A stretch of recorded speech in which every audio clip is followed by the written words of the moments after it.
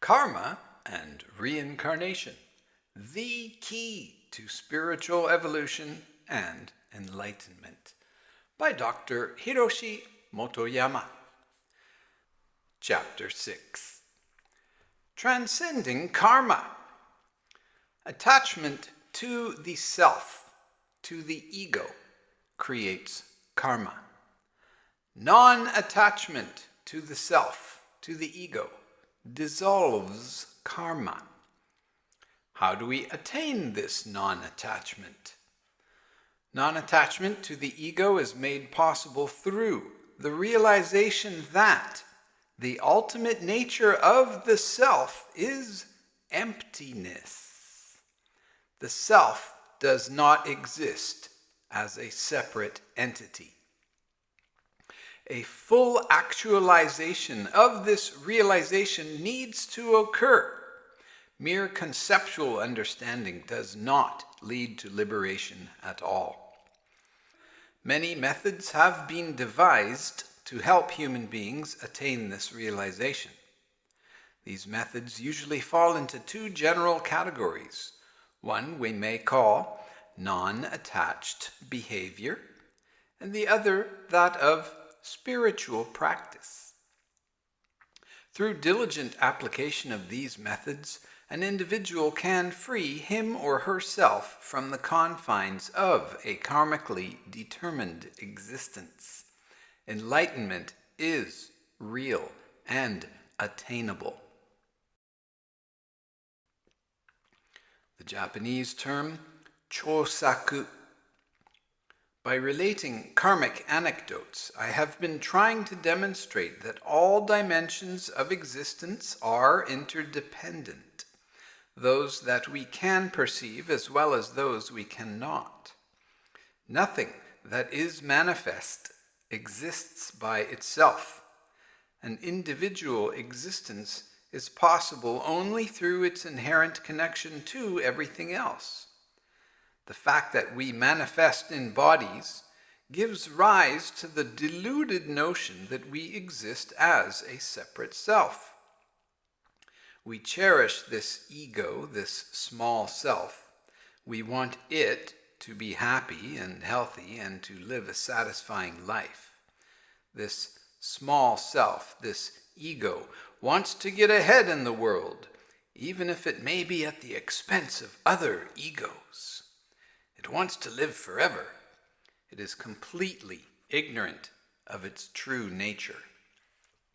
This ignorance is often referred to as spiritual darkness. The first step in awakening from this darkness, again, is to realize that the independent self, the ego, does not actually exist. It is not eternal. It is going to die when we wake up. Once we can view the self, the ego, objectively, one can begin to take the steps necessary to liberate oneself from the domination of karmic law.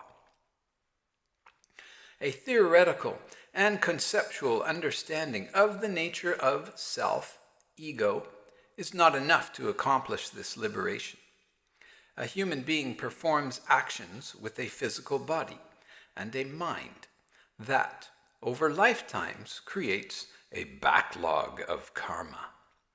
All this karma must be dissolved through present and future actions before the human being can be free of it. At the same time, the person needs to act in a way that will not produce any future karma as a result of these necessary present and future actions. The Buddhist term for this type of behavior that does not produce karma is chosaku. It is a difficult word to translate into one word in English, but it means an action performed without consideration or attachment to the results of the action. It is sometimes translated as transcendental action or non-attached action, both of which seem slightly awkward terminologies. In any event, chosaku is an extremely difficult thing to achieve. Performing an action creates a result. We usually perform an action intentionally for the result that we expect it will produce. The ego desires the result of an action. This desire creates attachment to the results of the action. This attachment creates karma. Because we believe that the self, the ego, exists, we believe that our self, our ego, is the main agent in any action we undertake. This belief is self-perpetuating and reinforcing. As ego-based behavior continues over time, as actions made by the small self accumulate, the tight karmic shell that surrounds the ego self is made even stronger, giving the illusion of an ever-increasing identity, which means ever-increasing separateness and independence to the individual. Whenever a person performs an action for its result, the self is necessarily present and acting. The ego is the generating cause of the result, the karma, the attachment to outcome. The alternative is to perform an action without the self as the generating cause, by discarding, negating the ego, the self, as the action is being performed. When the self is absent, a higher dimension of one's being automatically manifests through the individual, the higher self. This higher self-consciousness acts on the principle that the true good for any individual is good for all.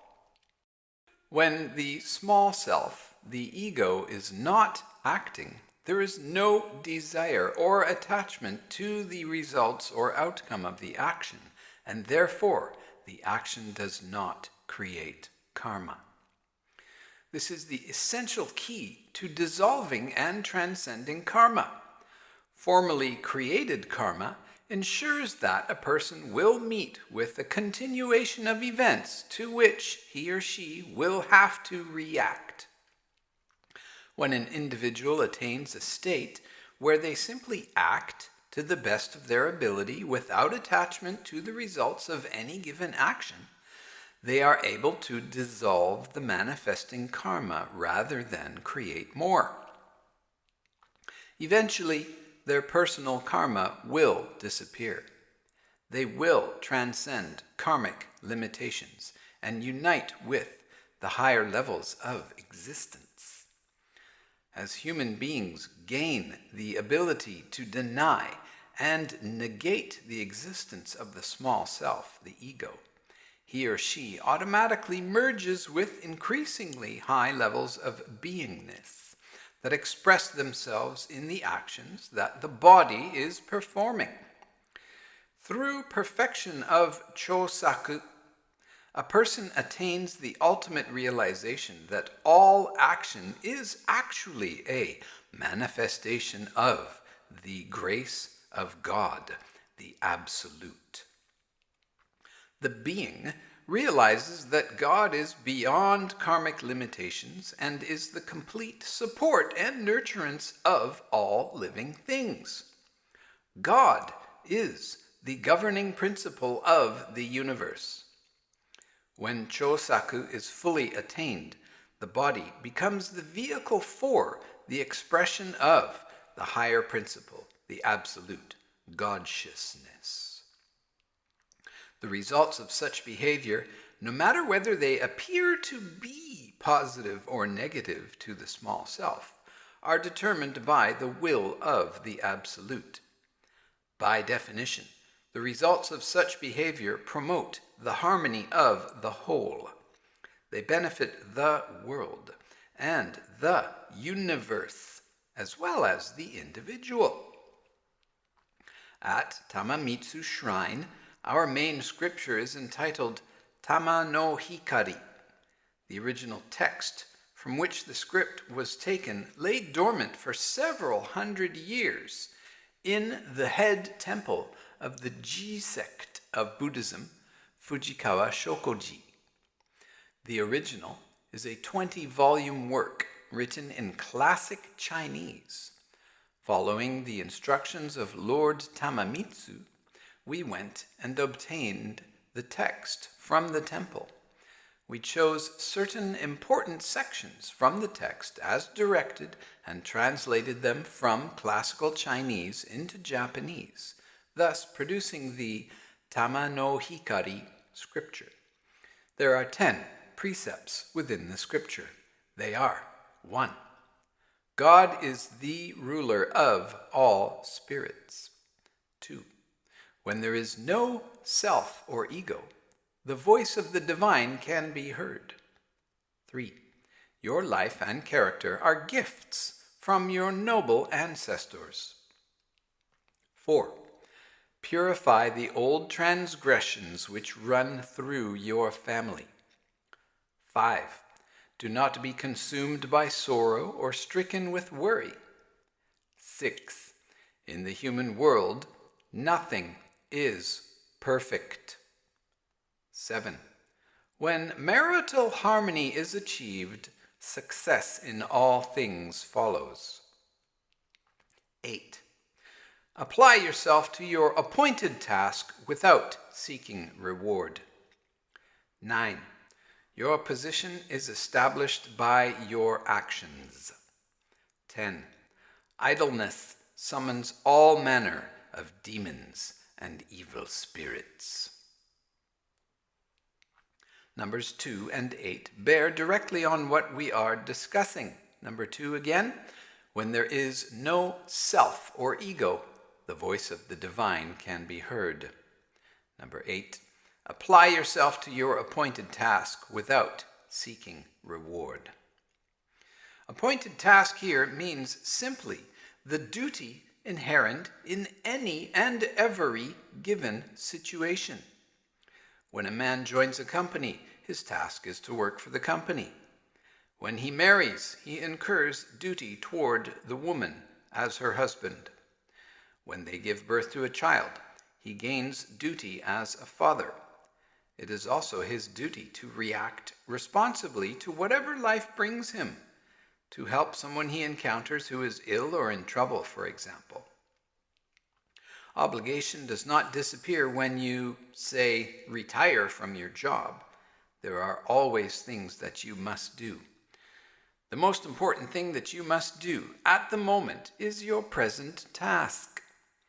We tend to confuse this issue because of our busy minds, but it is quite simple, actually. Apply yourself fully to your appointed task. This becomes a matter not of one's self or ego acting, but becomes the process of the best being done. This precept counsels one to openly accept things as they are and not be attached to whatever outcome occurs. It teaches us to abandon both the self, the ego, that is doing the acting, and the ego self that is desirous of results, pointing the way to freedom. When an individual becomes free, he or she can literally, intuitively merge with the reality of another person and realize the feelings and conditions of the other's circumstances. He or she is able to act from a position of true wisdom rather than self-interest. As long as one is looking at everything with only one's own best interest in mind, the wisdom available to him or her does not reach beyond the limited framework of the ego. This wisdom is very narrow in scope. However, when one abandons the self and simply becomes the activity itself, the self which acts, the subject, and the object of the action become one. Subject and object become unified. The resulting consciousness, which transcends both the subjective and objective viewpoints, is a higher state of consciousness that gives rise to and encompasses both viewpoints. It does not matter what the task is that needs to be undertaken, how trifling or how important. Whether sweeping the garden, doing the dishes, straightening out the shoes in the entranceway, or making a major business deal that will affect millions of people. The world operates by people doing the things that they must be doing at any given moment. No matter how boring you think your task is, or no matter how important you think your task is, the things that must be done must be done. The reason a task is boring to you is because you're looking at things from the standpoint of worldly attachment. And the reason you think something is so important is because your ego fluffs it up that way.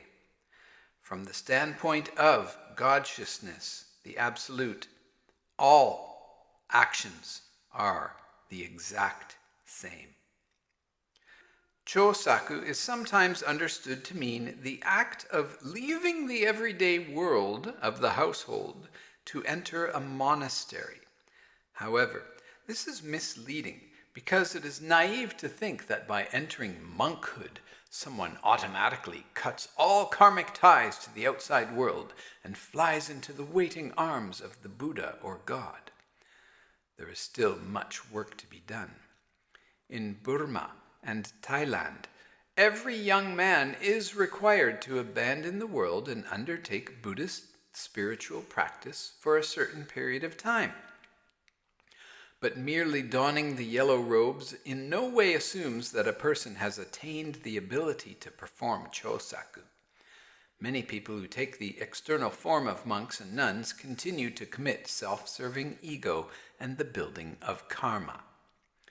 The monastic tradition, however, is founded on very valid principles, because most people do require some form of sustained spiritual practice to help them transcend the small self, the ego. Throughout the centuries, religions have developed countless methods to hasten and guide spiritual growth. I believe that the psychophysiological process of spiritual evolution that each human being undergoes is a universal one. The human interpretation of the process is what varies so greatly over space and time. One characterization of the process that I find uniquely clear and comprehensive is the one proposed thousands of years ago by the Indian sage Patanjali in the Yoga Sutras. These sutras were compiled sometime between the 2nd century BC and the 5th century AD. The yogic process. Hindu yoga is much more than the physical exercises of hatha yoga generally associated with it in the West. It is a carefully devised system of spiritual evolution. The Indo-Aryans have been preoccupied with trying to understand the nature and development of consciousness for millennia. Over 2,000 years ago, when Patanjali was born, there already existed in India a multitude of sects and teachings based on the experience of countless mystics and yogis. Patanjali's major contribution was to cull the basic facts of the parapsychological process of transformation from all this information and to codify these all into 8 simple stages. He managed to discard a great deal of secondary information and subjective interpretation surrounding the process, producing a description that is concise and surprisingly free of dogma. These stages are generally represented in some form in any system of spiritual development, whether Buddhist, Christian, Taoist, Shintoist, Kabbalist, shamanistic, or whatever. As codified by Patanjali, the 8 stages are: 1. Rules of abstention, yama. 2. Moral precepts, niyama. 3. Physical postures and exercises, asana. 4. Regulation of respiration, pranayama. 5. Introspection, pratyahara. 6. Concentration, dharana. 7. Meditation, dhyana. 8. Union, samadhi. Yama and niyama. The first two stages, abstention and precepts, teach self-control. They help one begin to disentangle oneself from the domination of egocentric desires.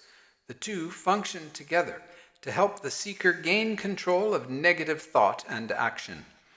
Both are found in some form in all religious systems, just as the 10 Commandments form the basis of the Judeo-Christian ethic.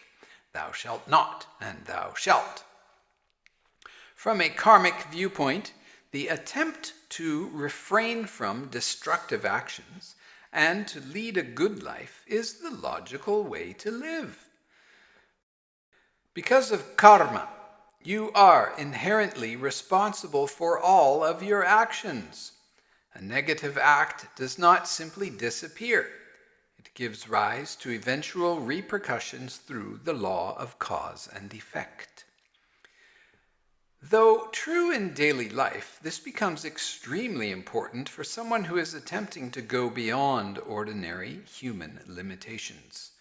Without a basic level of self-control and stability, it is difficult to maintain the degree of effort required for the awakening of the other states of awareness, higher states of consciousness.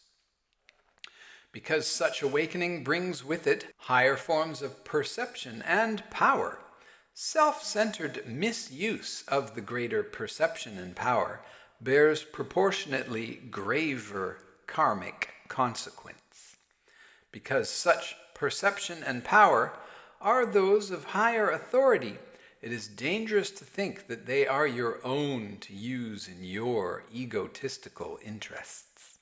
Spiritual awakening brings with it the need for moral impeccability. Asana. The third stage of Patanjali's description, asana, consists of the physical postures and exercises that we normally think of as yoga. Often these postures are maintained for an extended period of time. When the body is concentrated into a single position, the mind can be turned to the field of consciousness.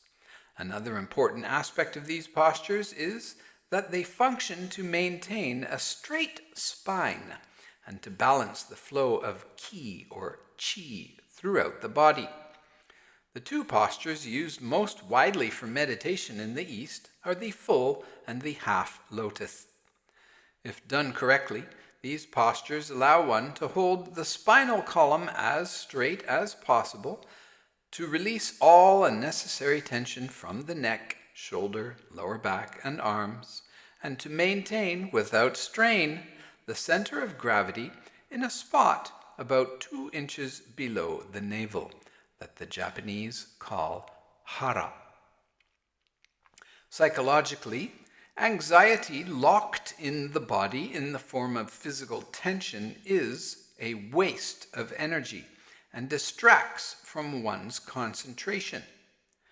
The meditation postures help to release tension.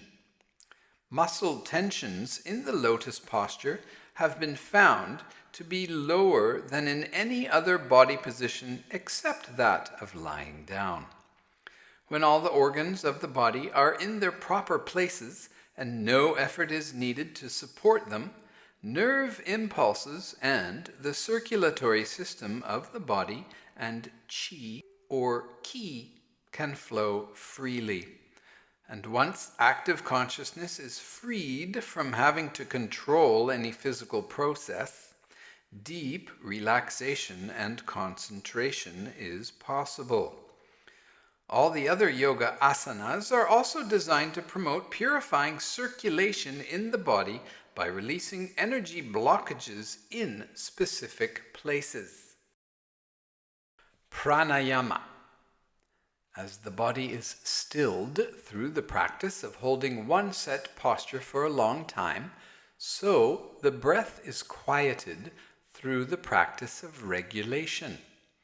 A yoga teaching states that if the mind is moving, so are the heart and respiration. When we are angry or excited, our breath quickens. When we sleep, our breath slows down.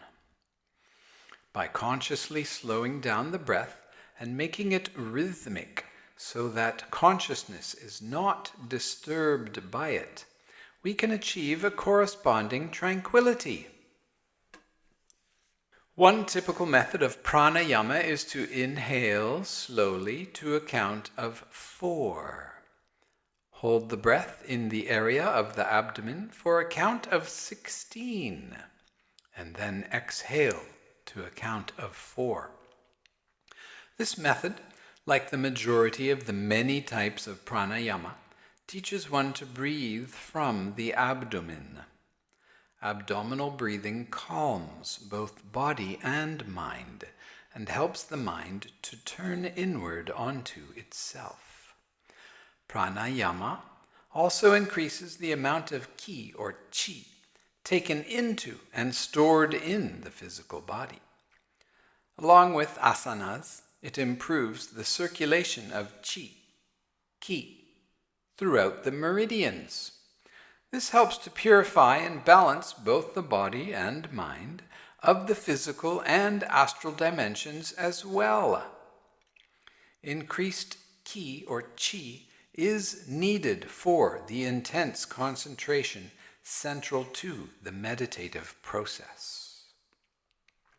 Many different systems use breath regulation as a technique to alter consciousness. The Taoists, for example, teach a method called tenporin, or circulation of light. The disciple concentrates either on drawing the breath slowly from the coccyx to the head and back to the coccyx, the shosuten, or lesser circle. Or you concentrate on breathing in from the soles of the feet to the top of the head and back down again, the daishuten, or greater circle. Various Christian meditators also mention an equivalent to pranayama practice. For example, in Method of Holy Prayer and Attention, Simeon, the new theologian, approximately 1250 AD, instructs his monks, "Then seat yourself in a quiet cell, apart in a corner, and apply yourself to doing as I shall say. Close the door. Raise your mind above any vain or transitory object. Then, pressing your beard upon your chest, direct the eye of the body, and with it all your mind, upon the center of your belly, that is, upon your navel. Compress the inspiration of air passing through the nose so that you do not breathe easily, and mentally examine the interior of your entrails in search of the place of the heart, where all the powers of the soul delight to linger." He told them to press their chins into their chest because this is a common yogic device to aid in the retention of the breath. Pratyahara. The Indian tradition often likens sensory intellect to a wild monkey. Just as the animal swings in a frenzy from tree to tree, screaming and chattering, the ordinary mind frantically attends to the inrush of sensory stimuli from the outside and the uprush of memories, emotions, and fantasies from the unconscious.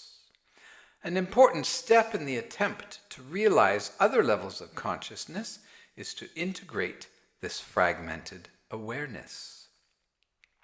In regard to the stilling of the mind necessary for the growth of awareness, Meister Eckhart said, "The soul, with all its powers, has divided and scattered itself in outward things, each according to its functions. The power of sight in the eye, the power of hearing in the ear, the power of taste in the tongue.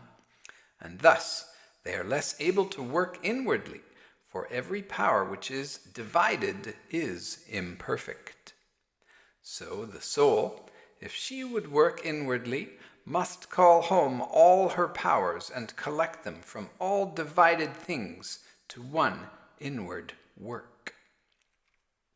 The ways devised to call home the soul's powers vary from system to system, but all require placing oneself in an environment and a psychophysiological state that makes one less vulnerable to intrusion of sensory stimuli.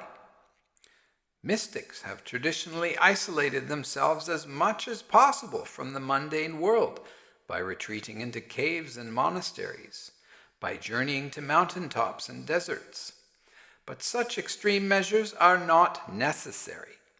Any clean, quiet space where one can sit undisturbed will do. Withdrawing the senses in introspection automatically helps to suspend the activity of ordinary consciousness. Many effects of sensory withdrawal can be detected and measured physiologically. For example, one of the common pratyahara techniques is to close the eyes.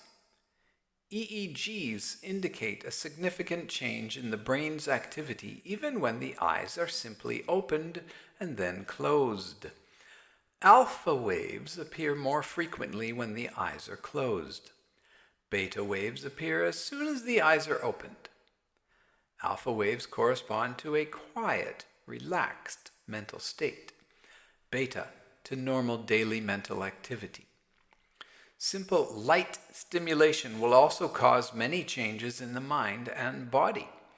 A change caused by the stimulation of the retina by light sends electrical impulses to the occipital area of the brain, which governs visual perception.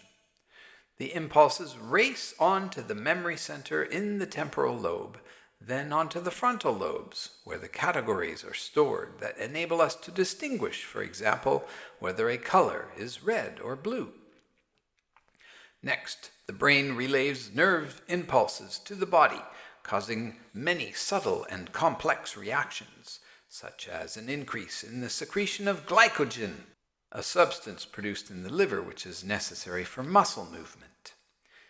In short, as soon as light comes into the eyes, the brain and the whole body begin to respond automatically. Thus, by allowing in less light and keeping the source of stimulation constant, one can temporarily deactivate the functioning of the stimulation response mechanism. The mind, which was lost somewhere in the outside world, is regained. Now, the work of real concentration may begin. Dharana. Although the existence of the individual unconscious was not formally postulated by Western thinkers until the mid-19th century, it had been clearly acknowledged by the philosophical and spiritual traditions of the East for thousands of years. The experience of Eastern thinkers taught them long ago that ordinary sensory-dependent mind has two parts. One we are actively aware of and one we are not. The individual unconscious is the storehouse of all the egoistic desires. Egoistic in the sense that desires are a product of the illusion that self exists separate from others. Not only did the Eastern, specifically Hindu and Buddhist traditions, recognize the existence of the individual unconscious, they also realized its enormous complexity, depth, and power. Its power to influence our thoughts and actions in a way that maintains the illusion of self as distinct from all others. thereby preventing unification with non-sensory states. The individual unconscious is the greatest obstacle one must overcome in breaking through the sensorily created shell that limits us from participating more directly in reality. The tools of concentration and meditation are employed to overcome this obstacle, to undermine the control that the individual unconscious, the ego, the small self, and its attendant karma exerts over us. Concentration is the act of riveting attention on one fixed source of stimulation. Patanjali defines it as a fixation of thought on a single point. The point chosen is the object that the meditator is attempting to unify with. It might be any number of things depending on the type of practices. I usually counsel a specific chakra or a specific manifestation of the Absolute, a certain deity perhaps. The mind and body normally exhibit varying degrees of activity, depending on the amount and type of stimuli being received, but the activity is continuous. This activity prevents unconscious elements from taking over the field of awareness, though they are free to enter. When one chooses a single point of concentration and holds onto it, awareness is forced to stop running around. Directing all of one's attention to one point produces a temporary simplification of the operations of the brain and corresponding sensory consciousness. Awareness is thereby released from its ordinary occupation, that of attending to a multitude of stimuli. Because this task acts as a barrier to the direct intrusion of the unconscious, once the field of awareness becomes quiet, the energy-packed contents of the unconscious spontaneously begin to spill over into the other territory. We see this happen whenever the normal function of awareness is suspended, when someone is drunk or hypnotized, for example. The factor that enables one to become conscious of the unconscious is often referred to as the observer effect or witness consciousness. It is the ability to watch the flow coming out of the individual consciousness without becoming involved in the drama, the ability to disassociate oneself. The observer perspective is a spontaneous product of the practice of concentration, and the meditator is admonished repeatedly to strengthen the observer perspective by paying attention to the object of concentration and letting go of whatever thoughts come into his or her mind. The observer becomes increasingly able to watch silently as various contents stream through the quieted field of awareness. In the beginning stages of any concentration and meditation practice, the observer has not yet gained the power to withstand the deluge coming from the unconscious. It soon disappears as the field of awareness is overrun with memories, thoughts, emotions, feelings. When meditators remember their task, they again begin to direct attention to the object of concentration, letting the subconscious contents go right past them, paying no attention to them. This process is continually repeated until the concentration span can be controlled. As the subconscious contents continue to be released, they lose their repressed energy.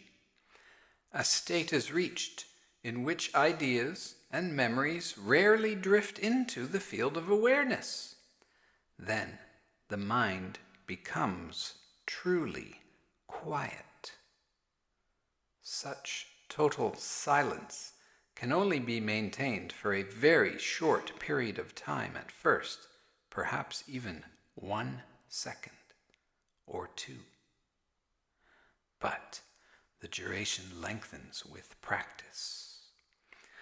This silence is accompanied by a feeling of deep peace and indicates that the practitioner has entered the initial stages of meditation, a spontaneous psychic continuation of concentration requiring no new technique.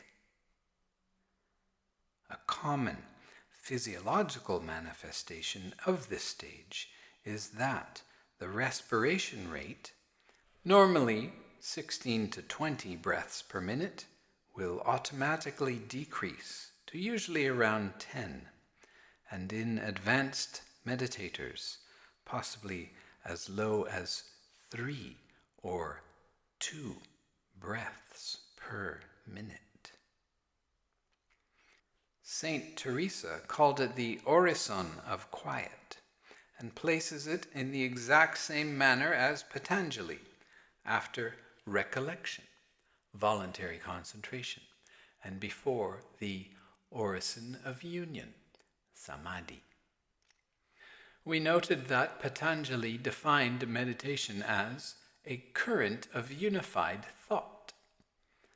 A later commentator, Vyasa, enlarges this definition slightly, saying that meditation is a continuum of mental effort to assimilate the object of meditation, free from any other effort to assimilate other objects. The attainment of this state of meditation brings with it a change in the subject's relationship to the object, and a merging of the two takes place.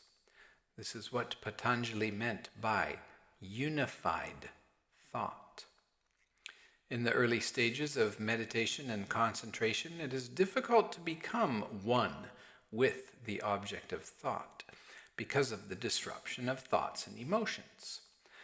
Through repeated practice, one gradually achieves unification with the object for brief periods of time, as the thoughts and emotions dwindle. Becoming one with the object in the astral dimension, even briefly, is a complete negation of the physical self that stands in opposition to the astral object. This constitutes the completion of the stage of concentration. In the following stages of meditation, the self is negated, and identification with the object is deepened for increased periods of time that stretch eventually to 2 or 3 minutes. At this point, contact may begin to take place with beings from the astral dimension. Spiritual possession can occur at this stage and may need to be dealt with. This is one reason why it is advisable to meditate with a qualified teacher. Other evidence that this stage has been reached is that extrasensory perception of events on the physical and astral dimension begins to manifest. The first 7 stages of the yogic process purify first the physical mind-body, and then the astral mind-body. Physical desires, such as that for food and sex, become controlled. One is free in the sense that you exert control over desire. It no longer controls you. Another physical effect of this purification is that the physical senses become exceptionally sharp. As the astral self becomes purified, one gains control over the emotions and the imagination. One gradually gains control over certain non-sensory modes of perception and behavior, psychic powers, such as ESP and psychokinetic ability. As one gains control over these abilities, one loses attachment to them, just as one has with the physical senses. samadhi. Consciousness, now concentrated and still, attempts through continual active awareness to communicate directly with the object. At this stage of meditation, the realization occurs that the object can be cognized directly, without the aid of the senses and mental categories, but there is still a lingering sense of the I, the self, or separation between subject and object. It is as if the shell surrounding the individual, the shell of the self, the ego, has become punctured with holes, and through these holes, the subject is able to merge with the object and experience it directly. The longer this state is maintained, the larger these holes become, until the shell eventually dissolves and total unification takes place between subjective consciousness and the other.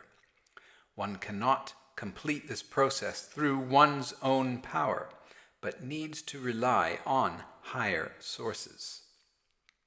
I will discuss this in the next section, Surrender. Patanjali enumerates a number of gradations of samadhi, which are all states of union, but in which subtle illusions of self, as distinct from other, are still maintained. The final state is called asamprajnata samadhi, of which Mircea Eliade says, the yogi who attains to this samadhi level realizes the dream that has obsessed the human spirit from the beginning of history to coincide with the all, to recover complete unity, to re-establish the initial non-duality, to abolish time and physical matter. In particular, to abolish the twofold division of the real into object-subject. Attaining unification, even partially, with an object of the causal dimension means that self-negation and identity with the object on the astral dimension is achieved and complete. As one continues through practice to purify the causal self, self-negation, ego negation, in the causal dimension takes place, leading to a final liberation into the dimension of pure consciousness that exists beyond the realm of karma. This is the ultimate attainment of the human being. From a karmic perspective, the soul is freed in the following manner. Before the causal mind-body has begun to be purified, the effects of actions done in the physical and astral dimension are stored as karmic seeds in the chakras of the causal mind-body. These karmic seeds unremittingly manifest and extinguish in one's lives on the physical and astral planes. As the causal mind-body begins to be purified, however, a significant change takes place. The energy of the stored karmic seeds can be dissolved directly through chosaku and the yogic processes before they ever manifest. This greatly facilitates the dissolution of karma, because if a seed does not manifest, it cannot cause the creation of further karma for the individual. Eventually, all of the karmic seeds that could have manifested as karmic bonds that result in reincarnation are dissolved, and there is no longer the need to manifest as an individual human being. The soul has reached a certain enlightenment and is free to move into the divine realm of pure consciousness, no longer bound by karmic restriction. Surrender. Learning yogic techniques, standing on your head, controlling the breathing, meditating, All these things will make you physically healthier and may cure certain emotional disturbances too. But insofar as these actions are being performed by the deluded self, the spiritual ego, they are rooted in attachment and worldly desire. To undertake a practice for the purpose of transcending attachment and the dissolution of karma is to practice in the true sense of the word. Even while one is meditating, if one continually holds on to the self that is doing the concentration, one cannot expect to attain spiritual progress or evolution at all. The need to consciously practice chosaku applies equally to everyday life and to meditation and concentration. An individual can only go so far in the yogic process by his or her own power. A person who has purified the physical and astral planes is like a glass that had once been filled with dirty water and is now filled with pure water. Or a glass that was once full of water but is now empty. The glass itself still exists. The shell surrounding the self, though brittle, still exists. It is impossible to break through this egoic shell of karma by one's self. One must rely on the greater power of the higher dimensions to effect the total breakthrough.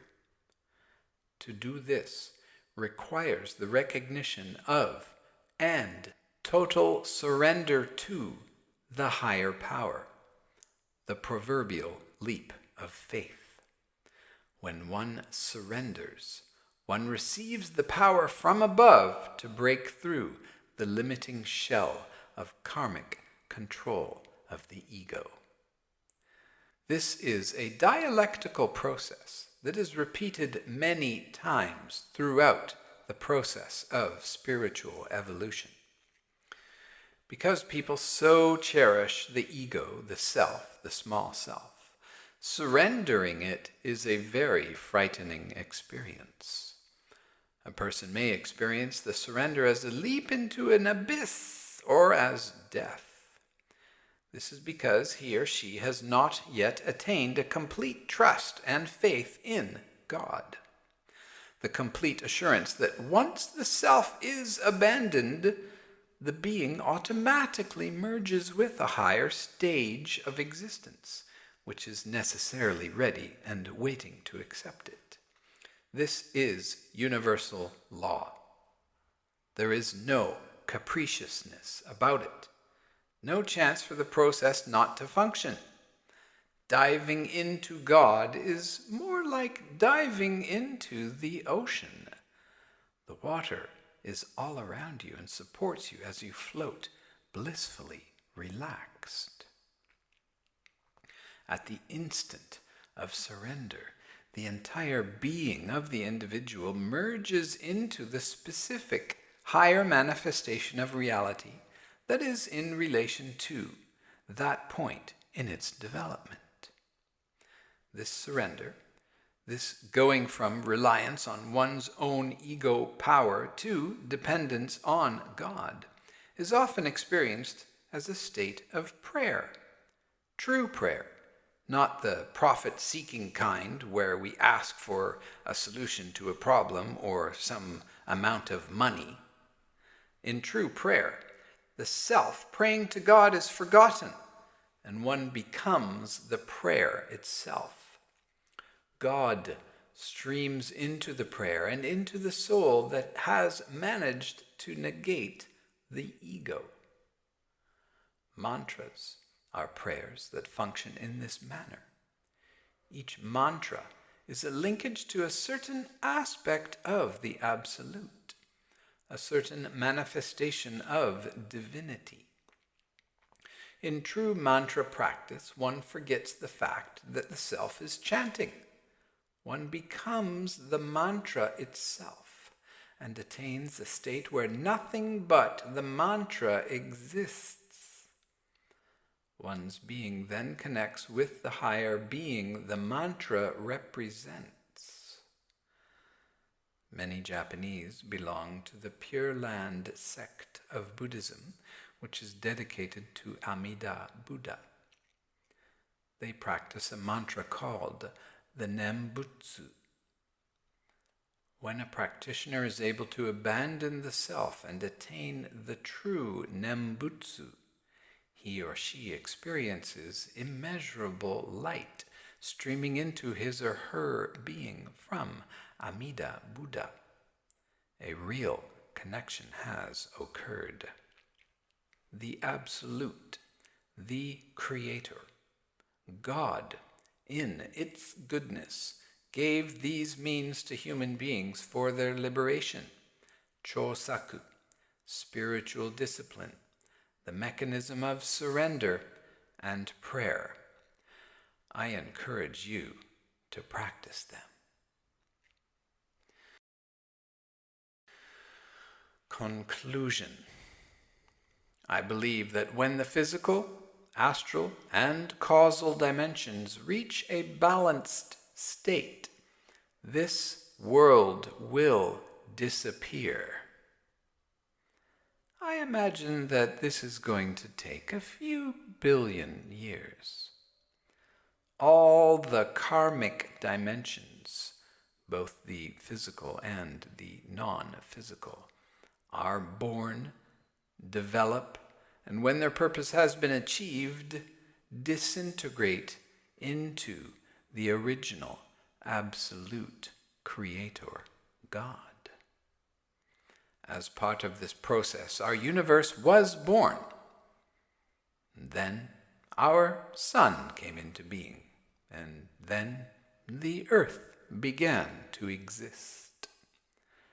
The ultimate aim of conscious spiritual evolution is to hasten the universal process by which we, as a race, attain reunification with the Creator of the universe. I wish you blessings in your efforts towards enlightenment.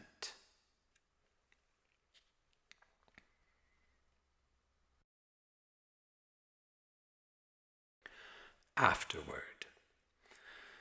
Since compiling the main body of this text, I have been studying the problem of the evolution of the world's religions and of religion's relationship to science. Much of this work has been published in Japanese and will be coming out in English as a book called The Unification of Religion and Science. There are a few ideas about this subject that I would like to briefly note here as they fall within the scope of our discussion on karma and reincarnation. As we look back on the history of humankind, we see a progression in the degree of influence that the various types of karma came to exert over the individual. When people lived in small, largely unrelated communities, personal, family, and natural karma were dominant. As group ties proliferated, tribal and geographic karma began functioning. As the world's population grew and began to settle in large communities and cities, racial and territorial karma became increasingly operational. Eventually, as you know, mass warfare began.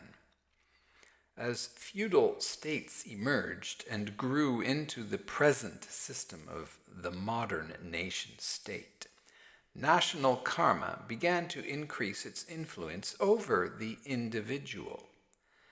National karma is presently extremely strong as warfare continues. From an economic, communications, and environmental standpoint, it is clear that the world is poised to move beyond the nation-state system into a more efficient, integrated global system.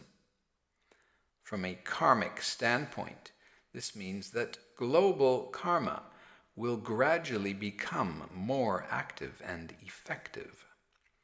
Examples of this trend abound.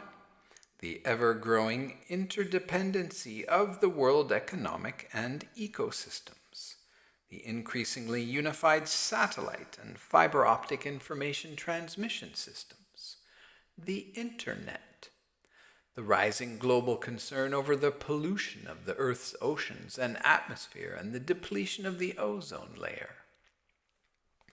International politics are presently based on the theory that a balance of power among nations is a key ingredient for world security and prosperity. This theory is false. There are, right now, real conflicts occurring all over the world. Such conflicts are rooted in religions, race, territorial, and resource disputes, where the corresponding karma continues to exert a great deal of control over the individuals involved.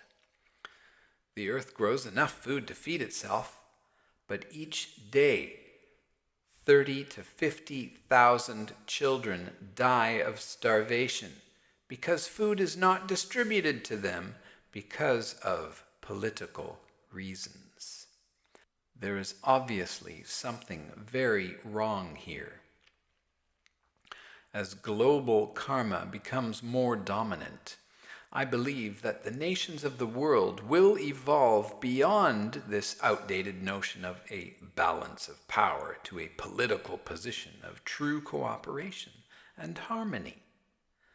I have foreseen that this utopian state will occur in about 200 years. But I have also seen that the earth will continue to endure much suffering and conflict before this next stage is realized. Psychically, the possibility of nuclear war continues to exist, even though it is no longer appearing to me to be a definite eventuality, as it did merely a few years ago. As we move politically and culturally toward a world federation, a more globally oriented religio-philosophical system will also evolve. I believe, in fact, that an evolutionary leap will occur in what we call religion itself, because I believe that the traditional religions are far too grounded in regional karma to provide the universal tools necessary for a mass spiritual awakening. I have made a study of this regionalism issue. Religious historians often discuss the differences between religions propagated in the desert, i.e. the West, and those of the forest, i.e. the East. There are aspects of this discussion that are pertinent to my notion that no existing religion can evolve per se into a universal one. The original distinction between the two categories of religions is based on humankind's essential dependence on water. We have retained the ancient water of the oceans in our body fluids.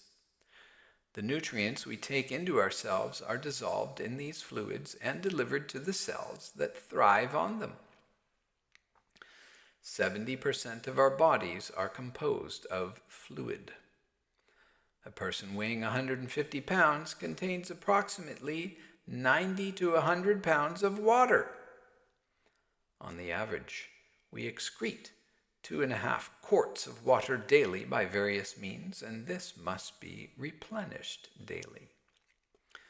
Desert regions contain little water. Searching for and obtaining water was the ultimate priority for the early desert tribes. Their lifestyle and ideology began from this search.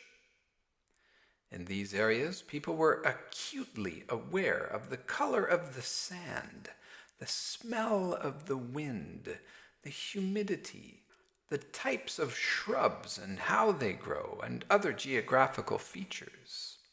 They used this information to judge where water might be found. Once a decision was made as to the location of water, the desert people would head in that direction without hesitation. In an environment where there can be no alternative judgment, the separation between the self and the other, the mind and object, man and God, naturally develops. This can be formulated as the logical proposition that A is A, and B is B, and A is not B. Two fundamental characteristics of the religions originating in the desert, such as Judaism, Christianity, and Islam, are that there is a clear demarcation between humanity and God, and that man can never become God. In contrast, the religions that originated in the water-rich lands of Southeast Asia, Buddhism, for example, teach that man can become Buddha. In Hinduism, Taoism, and Shintoism, racial heroes and ancestors were worshipped as gods. Man is God. In those regions, abundant rain falls at regular and specific times of the year. The trees have luxuriant foliage, and there is much fruit and food. People live on and farm land that has been graced with the blessings of rain for all time that they know of. They experience the external life force of nature and the universe with which they live in harmony. People are raised and nurtured within this life force and recognize the workings of God through the continual manifestation of this abundant nature. Everything that exists is essentially God in this worldview. In contrast to the logic postulated earlier, the logic of the forest religions could be formulated as A is A, and A is B, and A is C, and all is one. Everything exists in a state of non-dualistic harmony beyond confrontation. Another way to express this formulation is A is not A, nor B, nor C. A is all, B is all, C is all. This understanding underlies the Mahayana Buddhist assertion, first postulated by Nagarjuna in the 2nd century A.D., that the essence of existence is sunya, or void. Subject and object cannot be different. So there is no thing. The religions of the desert and those of the forest characterize the absolute in terms consistent with their regional ideologies. Desert religions conceptualize an almighty God who possesses human qualities and who is seen as the creator of the universe. Much Judeo-Christian thought concerns the reconciliation of the coexistence of such humans and omnipotent quality being. Living alone in an environment as harsh as that of the desert entails great difficulty, and people naturally banded together in tribal communities, or they died. For the community to function properly, many rules had to be established, the most fundamental of which are now called the 10 Commandments. Those who broke the rules were severely punished by patriarchal authority. The early patriarchs were charismatic figures who assumed full responsibility for the well-being of the community. They were single-heartedly devoted to the nurturance and support of their people. In return, the members were deeply devoted to their leaders. Through this mutual respect and support, the community was able to maintain cohesiveness and stability. In such a give and take social structure, people conceived of God as an extension of the patriarch. He was a human-like God who possessed the perfect attributes of absolute authority and absolute love. It is speculated that the notion of God as the creator is again linked to the rain analogy. There is a parched, desolate desert, a desert with little trace of life. Suddenly, rain falls, revivifying the land and those who live there. God is seen as the generating force that enables life, hence the Creator. God created all things and rules over his creation, after all. A corollary to the theory that God created the universe is that a beginning and an end to it exist. Christianity teaches that the universe will eventually come to an end, and that all people are destined to be subjected to the ultimate judgment day. If one leads a moral life and believes in God, or Jesus Christ as Savior, or whatever, one will be admitted entrance to heaven. These guiding principles have served to unify and control and stabilize Christian communities throughout the ages. The forest religions, with their differing ideology, characterize the ultimate, or the creator, or God principle as the absolute void that transcends all existence. The absolute void, or nothingness, manifests itself into all existence, including a deistic pantheon. Existence is seen as ceaselessly changing. Throughout the seasonal cycles of nature, flowers bloom, trees bear fruit, and leaves fall in a never-ending cycle. For these religions, nature and life reincarnate eternally. They do not postulate an end to the universe. In contrast, the religions developed in the desert regions believe that an individual's life is a one-time event.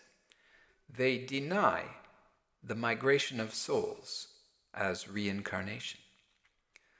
The religions developed in the forest regions believe that humanity and all living things in the universe reincarnate time and again, that life itself is an eternal process of death and rebirth. Variations in human behavior and circumstance are also accounted for differently in the two types of ideology. Actually, the notion of evil and inequality has proven to be quite problematic for the desert religions. God, being omniscient and omnipotent, represents the perfection of truth, goodness, and beauty. The patriarch, in his wisdom, reflects the attributes of the Creator.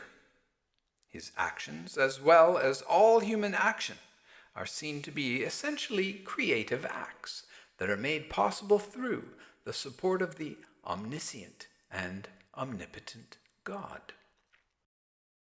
This raises many questions. What is the causative reason behind an act of free will? If we are created equally in God's image, how do we account for inequalities in ability, environment, physique, wealth, social position? Basically, how can people created by the God of perfect goodness ever commit evil? In the religions that developed in the forest, these questions are answered, as we have seen repeatedly throughout this text, by the theories of karma and reincarnation, functions governed by the absolute void. An individual is responsible for his or her actions, and the results of these actions determine the individual's present and future circumstances. What we term evil is any act that attempts to preserve the ego to the detriment of any other person. Acts of goodness promote harmony within the absolute. Acts of evil promote division. Karmic theory affords an explanation for the differences and inequalities among us. Historically, another major difference between the regional ideologies is how they view the relationship between mind and matter, between the spiritual and the physical. The religions of the desert teach that, in the beginning, God created heaven and earth, and then created the human body in his image. He then breathed life, or spirit, into the human body to create the human being. So from the beginning, mind and matter were seen to be distinct and in a dualistic relationship. Nature was there to be conquered. This subject-object dichotomy, which is presently being challenged by particle physics, among other things, has led to the tremendous development of the natural sciences, which has been of central importance to the material evolution of humanity. But this dichotomy has also led to an increasing split between spirit and nature, between science and religion, and this has been its own source of anguish in the modern age. It appears that there is presently a need to learn from the non-dualistic, transcendent philosophies of the forest religions. Some form of synthesis must occur. I believe that the evolution of a globally oriented religio-philosophical system will be supported both by scientific enquiry and by transcendent spiritual practices. It seems to me that such a system will need to incorporate 4 basic suppositions. 1. The Absolute is void. It transcends and is free from all physical existence. Thus it can create the physical universe. 2. Karma and reincarnation are the organizing principle of physical existence. 3. The non-physical underlies the physical. Religion underlies science. 4. Human liberation is to reunify with the Absolute. Humanity can become God. This crucial reunification with the Absolute requires the fundamental understanding that such unification is indeed possible, that a human being can become God. It further depends upon the recognition that the Absolute is void, that it transcends and encompasses any individual manifestation of God that the human spirit can possibly experience. The coming system is therefore inherently non-exclusive. It includes every physical and every non-physical being in existence. The teachings of present-day religions will come to be recognized as valid but non-universal expressions of the Absolute. as created by specific cultures in a specific time and a specific place, by specific people and their followers, not inclusive. I expect that the forthcoming system of spiritual evolution will accept karma and reincarnation as fact, and that its proponents will continue to explore the details of how these phenomena affect existence. I also think that scientific research will increasingly verify the unified nature of existence, and in so doing will objectify the principles of reality in a way that will render them more readily acceptable to our materialistically oriented world. As science increasingly recognizes the non-physical basis of physical reality, the age-old split between scientific knowledge, subject-object dichotomy, and spiritual knowledge, subject-object unity, will at long last be joined.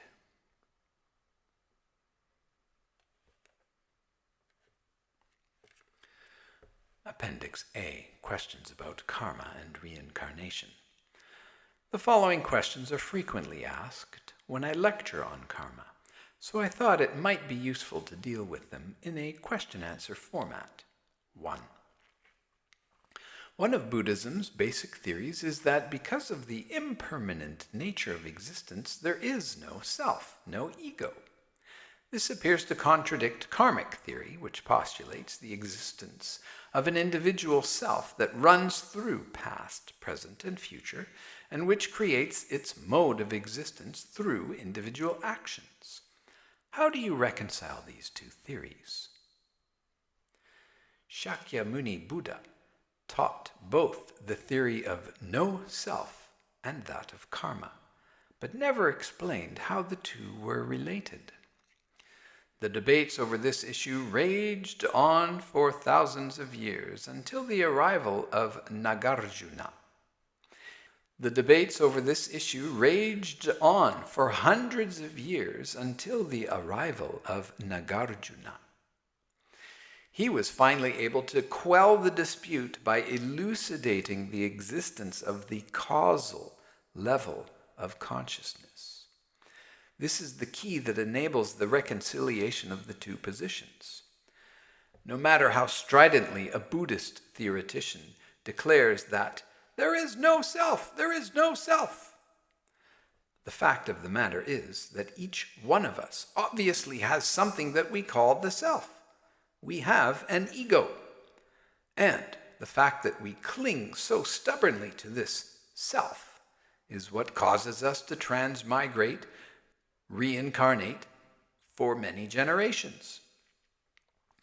People are ordinarily so immersed in the world of karma that they are unable to see karma itself. But from the perspective of higher consciousness, we can see that a given individual was at one time a man, one time a woman, one time good, and one time bad, through the process of many lifetimes. In this sense, it is true that the non-permanent self that does exist in the karmic dimension has its basis as an unchanging self, which we have been referring to as the causal body-mind. To reiterate, the causal body-mind is the soul that we have originally received from God. It resembles the glowing orb of the sun. The Buddhists call it the alaya mind-body. The Hindus call it the jiva. It is the Christian Adam before he sinned. The causal entity differs from the absolute in that it has been individuated and it has entered into the karmic dimensions. Although it has individuated, however, it does not have its own nature, for it is wholly supported as an existence by the eternal absolute. Essentially, It has no self. Until one becomes enlightened and abandons the self or ego and extinguishes one's being within God's, one is trapped in the cycle of birth and death. Enlightenment ultimately means returning from where one came to God. To accomplish this, one must eventually deny and transcend the causal self. The causal self appears permanent from the standpoint of the karmic world, but ultimately it, too, must extinguish itself in the absolute. When extinguished, it becomes absolute no-thingness and absolute no-self. This is how we resolve the seeming contradiction between the facts of no-self and karma. Number 2. If all phenomena are impermanent, doesn't this mean that all phenomena instantaneously disintegrate? How is continuity maintained? The word karma comes from the root kri, a verb that means to act. Karma means that a certain deed or action becomes one cause that produces a certain result. The result itself becomes a cause, and one more result is produced in a repetitive chain. For this to occur, there must be a universal principle which underlies both the cause and effect. If each time the phenomenon occurred, it extinguished completely, the law of cause and effect could not have come into existence. However, it is clearly stated in Buddhism that all phenomena are impermanent. What this really means is that all existence, all phenomena, all activity is ceaselessly changing. Nothing remains in the same form for even one instant. If a human being is born, he will assuredly die. The earth itself will someday disappear. Taking a more microscopic view, we know that the countless cells of our body are continuously being born and dying. The vital function of our hearts and respiratory systems are constantly in a state of change. If we pursue this line of reasoning, where does it take us? I am now here talking to you. At first, I face right and talk, and then I turn to the left. You watch me as I face to the right and then to the left. If we pursue the view that all phenomena are impermanent, certain Buddhists would say that the me who is turned to the right, talking, and the me who is turned to the left are different entities. In other words, the me who was facing to the right was extinguished in an instant, and that another similar entity arose when I turned to the left. The thing that existed here for a moment is extinguished, and a separate thing is born.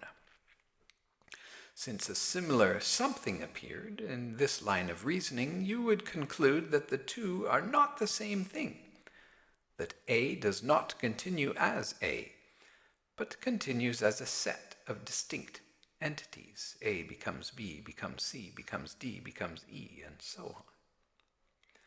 When we push the idea that all things are impermanent to the extreme, we arrive at the theory of instantaneous disintegration. There is something quite strange about that notion. Even though we can recognize the aspect of sameness, this theory postulates that nothing remains the same for even an instant. Yet there must be something that forces us to recognize the aspect of sameness.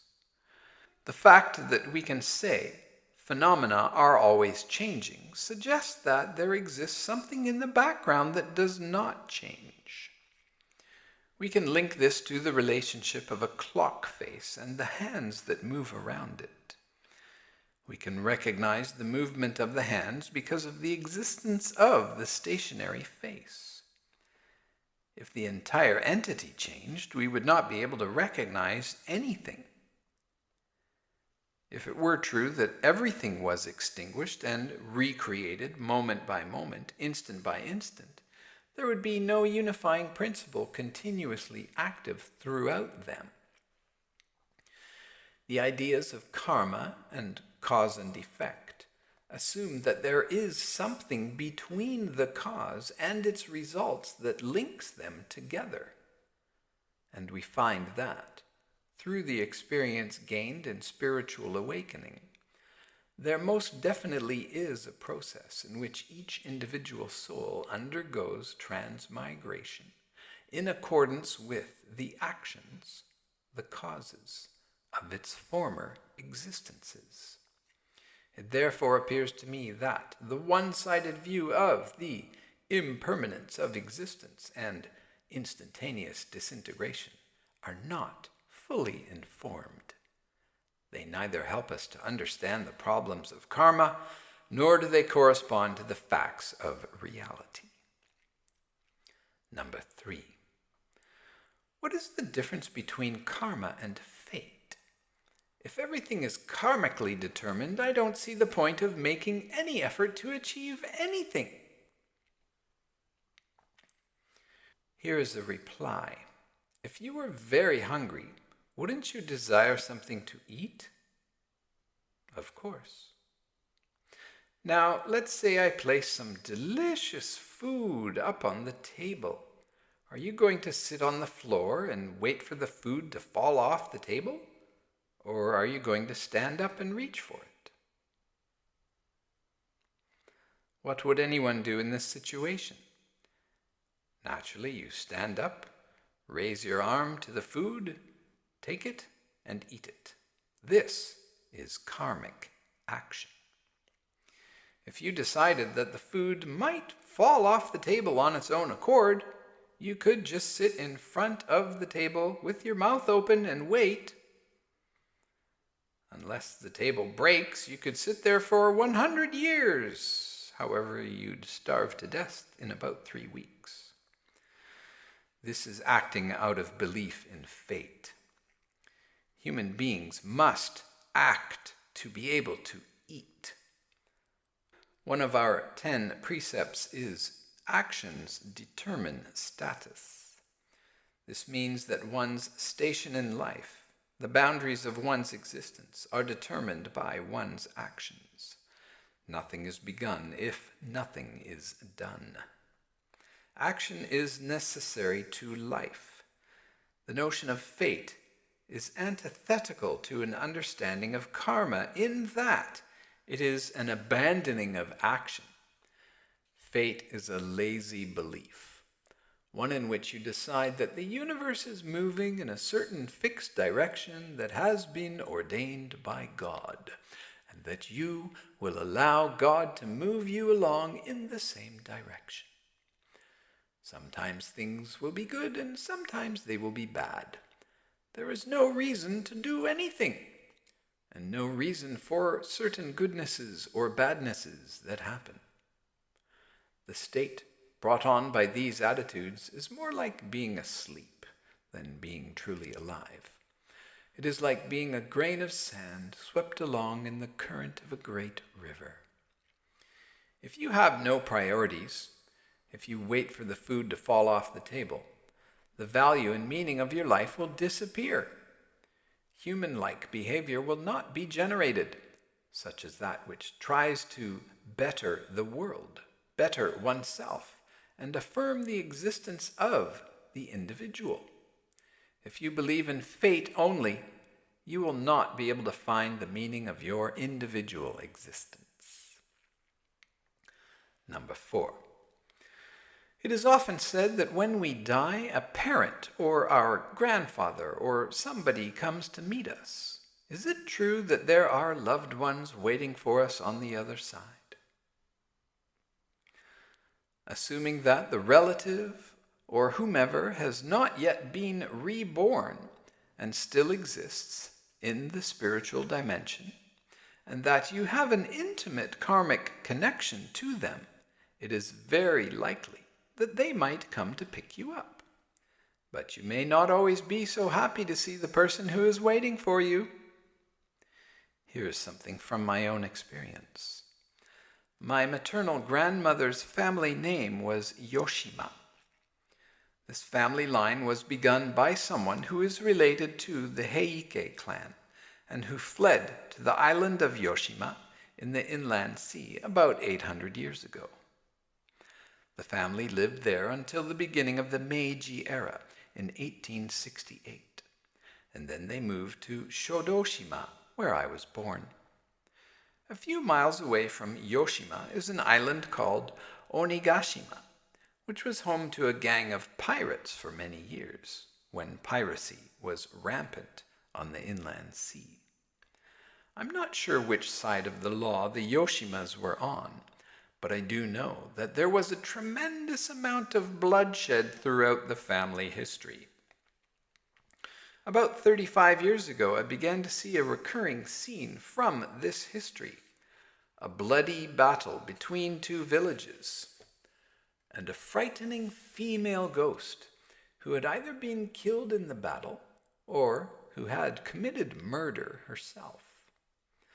When my grandmother was dying, my mother went to take care of her, but I had to stay in Tokyo. I kept having powerful visions of this ghost. I would suddenly get into a state where I was physically unable to move my body, but in which my consciousness was wide awake and very clear, and then I would see this woman. When my mother came back to Tokyo after my grandmother's death, she kept talking about how just before my grandmother died, she kept saying over and over that she was seeing this awful woman, and she described her in minute detail. Of course, it was the same woman that I had been seeing at the same time, but in a completely different place. My grandmother, by the way, was not a psychic and was not used to such experiences, but at the time of death she was able to see into the other dimension. In this case, my grandmother was not a woman of strong faith, but her family karma was so strong that this woman was coming to meet her. My grandmother, because of her connection to the ghost, had a very rough time of it when she passed into the realm of the dead. This karma was strong enough to enable the spirit to come to meet my grandmother, but it was not positive. To believe that the beings coming to pick you up on the other side are only beings that you want to meet is very naive. Question 5. Do we recognize who it is that's coming to meet us? Yes, you do. Even if you don't believe in things like spirits, when your consciousness weakens at the time of death, you begin to see various things. This is true when you die a natural death. It is not true if, for example, you commit suicide by overdosing on drugs. 6. I have a number of questions about causal consciousness. First, is it true that one can't have a mystical experience without going into causal consciousness? Yes, this is true because the dimension of causal consciousness is the only dimension in which it is possible to make a direct connection with the Absolute, and thus to have a genuine mystical experience. In the astral dimension, it is possible to have psychic experiences like simple clairvoyance or ESP. They are of a lower and different nature from true mystical experiences. 7. When one has mystical experiences in the causal dimension, does karma still exist? Yes. 8. You know how we normally forget things that have happened to us in the past, but when the opportunity presents itself, we suddenly remember them. Are karmic seeds like that? Memories from this life are stored and can be recalled from causal consciousness. When the memories are necessary, or when circumstances jog them, they will come into consciousness. This process works fairly easily, just as when you address a computer. However, memories from past lives are a different matter. In most people, the circuit connecting the present life and causal consciousness is not really functioning. In rare cases, the circuit connecting the causal consciousness through the astral mind and the subliminal consciousness to waking consciousness is functioning, and these people can narrate the stories of their past lives. 9. During spiritual consultations, you often speak of certain karma that is presently manifesting. However, isn't it true that besides presently manifesting karma, there is a lot of karma manifesting that we are simply not conscious of? Of course. One example is that when you become completely exhausted and lose normal self-control, you may experience unusual shifts in your ordinary moods, ways of thinking and behavior. In this case, karma outside that which is mainly manifesting in you comes strongly into play. There is much karma that unconsciously influences our behavior all the time. 10. I don't understand how chosaku can be characterized as non-desirous action. It seems to me that, being alive, human beings must necessarily possess a certain degree of volitional consciousness. Therefore, isn't it true that when you determine to become closer to the Absolute or perform chosaku, you are, in a sense, exercising your will and desiring a result? This question shows that you are attached to only one condition of chosaku, that of not desiring specific results of your actions.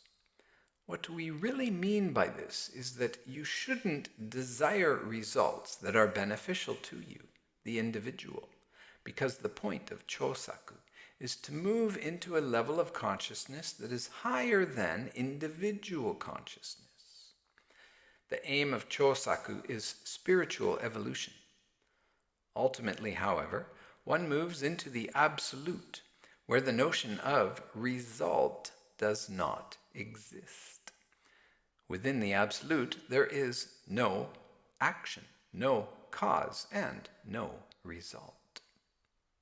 Chosaku can bring you into this world, and, in this sense, chosaku does have an aim. This aim is to transcend the realm of individual karma. 11. Various books detail different ways to actualize the purpose of existence.